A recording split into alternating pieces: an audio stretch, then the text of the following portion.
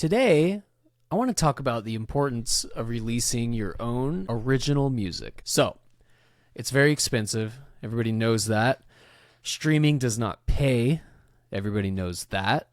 It's also hard to find players to go and play live. Most people I know that go out and do this put themselves in debt a lot of times to do big shows. As much as it feels good to do passion projects, it's just so hard. So why even do it is the question. And I was thinking about this, and there's a very big importance of releasing original music.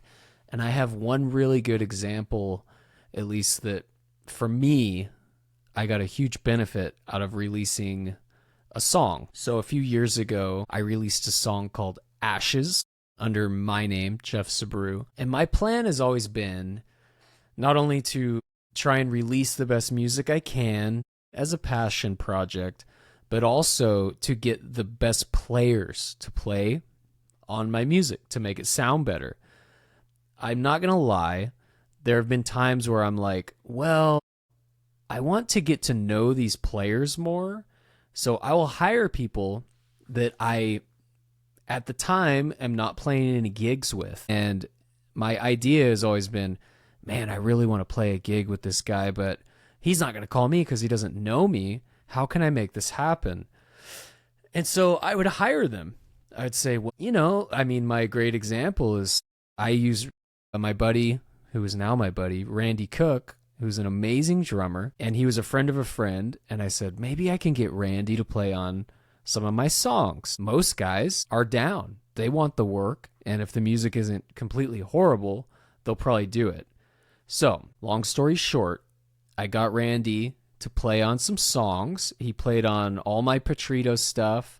The song that you just heard that I was playing along to is Eraser by Patreeto. You can look that up. He also plays on my self-titled stuff under my name, Jeff Suburu.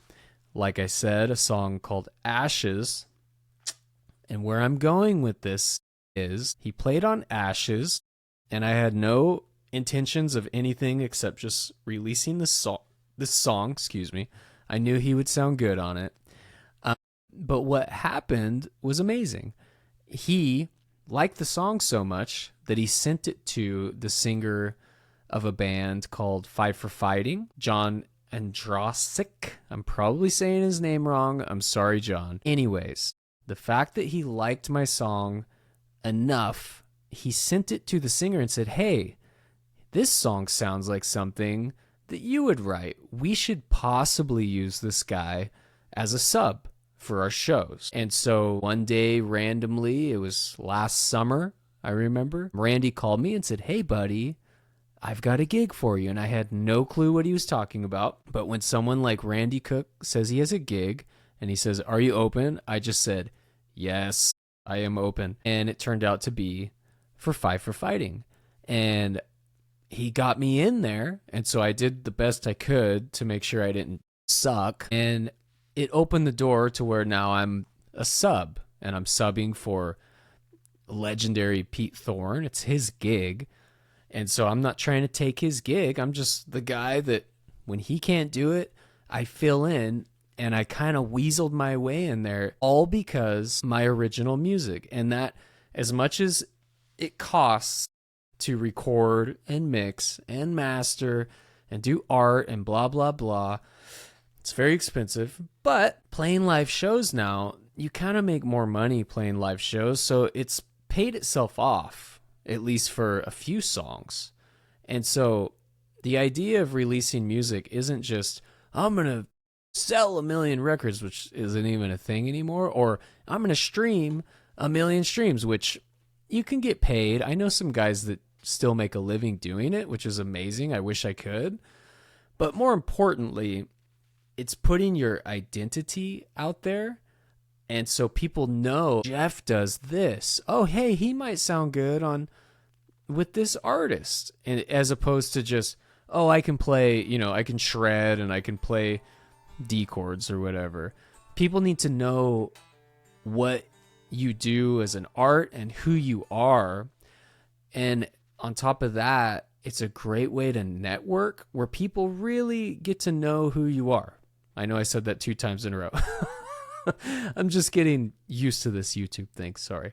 So that's why you should release music, original music, because you get people involved that believe in you and then they want to work with you, as opposed to just meeting people on gigs. Because when you just meet people on gigs, that's awesome too. And that's a great way to get more gigs, is just you meet someone, but you got to get that web out there bigger. And this is a way, releasing music. And on top of that, you get to put your art out into the world, which I think is important if you're into that. Not everybody is, but yeah, so I thought I would just share that, in my experience, why you should release music. It's not the only reason I do it. Definitely not. It's just something that I love to do. I love playing music and I love writing, probably more than anything. And please, if you're into it, go check out my music, Patreeto. It's available on Spotify, Apple.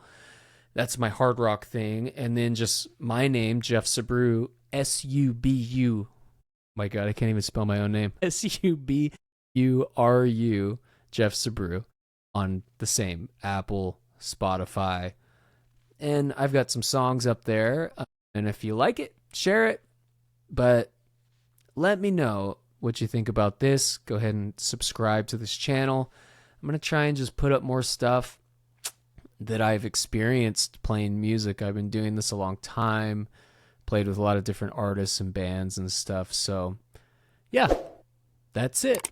All right, guys. See you later.